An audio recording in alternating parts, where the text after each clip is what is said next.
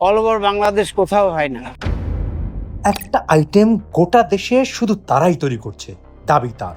বাবা আসছে, দাদা আসছে, ছেলে আসছে, তার ছেলে আসছে, এইরকম ভাবে দুই এক প্রজন্ম আসতেছে।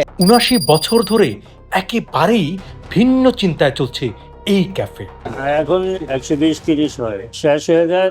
প্রচুর চাহিদা থাকলেও বাড়েনি যেমন দোকান, তেমনি বাড়েনি খাবারের পরিমাণ। শুরু থেকে এখানে অনেক লেখক, সাহিত্যিক, কবি, সাহিত্যিক, লেখক আসছে। বাংলাদেশের প্রথম মন্ত্রী মিনিস্টার যারা ছিল এরাও এখানে আসছে, খাইছে।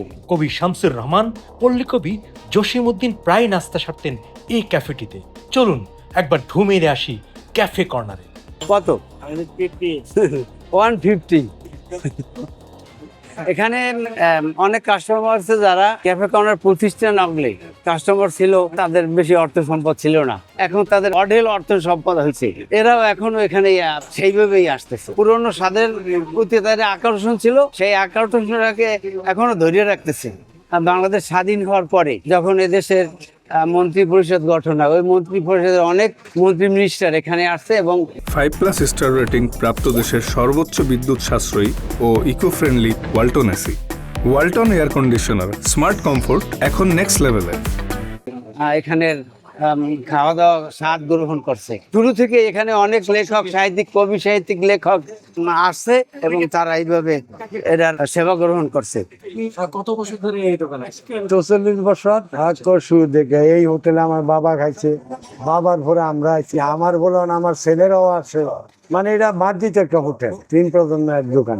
এটা স্বাদের কোনো বাড়ছে, কমে নাই।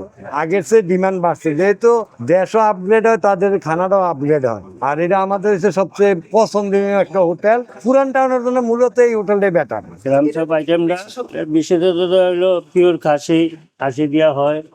সীমিত আইটেম, ঠিক আছে, সীমিত আইটেম এখানে এটাই মানুষের প্রিয় হয়, কি জনপ্রিয়তা বেশি, এই জন্য এখানে আসে। এখানে ধানমন্ডি, ইস্কাটন, ওইসব জায়গা থেকে, নিউ টাউনের থেকে বেশি আমাদের কাস্টমার বেশি নিউ টাউনের থেকে আসে। গ্রামসবটা এই ঐতিহ্যবাহী ওই আইটেমটা অন্য জায়গায় বানাইতেও পারে না, তারা এই সিস্টেমও করতে পারে। অর্ডার থাকে, যেমন কালকে 20টা নিমত হলে বাড়িয়ে দিতে হয়, আবার হয়তো 150 বানাইতে হয়। আর এই জিনিসটা মনে করেন আপনি প্রসেস করতেই অনেক সময়ের ব্যাপার। আর এখন 120-30 হয়, তারপরে অর্ডার থাকলে হয়তো একটু বাড়তি করি, শেষ হয়ে যায়, তাহলে আর মানে স্ট্রিট গার্জেন আর সম্ভব নয়। এটা আমার মনে করেন এটা খাসির চাপ আছে, সিনার মাংস আছে। সিনার মাংস আসলে এটাকে সাইজ করতে হয়, তারপরে আবার এটাকে কুচা করতে হয়, ফিনিশিং দিতে হয়, দিয়া তারপরে হলো মশলা ভিজাইয়া, তারপরে মশলা ছাকতে হয়। এই সময় 1947-এ এটা প্রধান আকর্ষণ হলো কেরাম চাপ। তারপর আছে কেরাম চাপ, কাটলেট, চিকেন, চিংড়ি, মোগলাই, আলুর চাপ, এই আইটেম গুলো নিয়ে চলছে। যে কেরাম চাপ অল ওভার বাংলাদেশ কোথাও হয় না, এখানেই হইতেছে।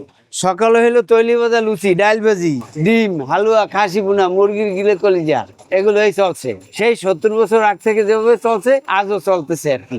এটা হলো কেরাম চাপ যেমন তৈরি হচ্ছে, আগে যেভাবে তৈরি হচ্ছে এখনো সেইভাবেই তৈরি হচ্ছে, এই জন্য স্বাদ ওইভাবেই রয়ে গেছে। এখানের যে আইটেম গুলো হচ্ছে এর স্বাদ সেই পুরনো পর্যায়ে যেরকম ছিল বর্তমান পর্যায়ে একই আছে, ওইভাবেই তৈরি হইতেছে।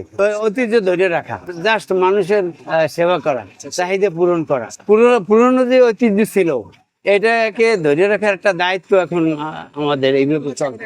এখানে যেমন ধরেন বাবা আসছে, দাদা আসছে, ছেলে আসছে, তার ছেলে আসছে, এইরকম ভাবে দুই এক প্রজন্ম আসতেছে। বাংলাদেশের প্রথম মন্ত্রী মিনিস্টার যারা ছিল এরাও এখানে আসছে, খাইছে।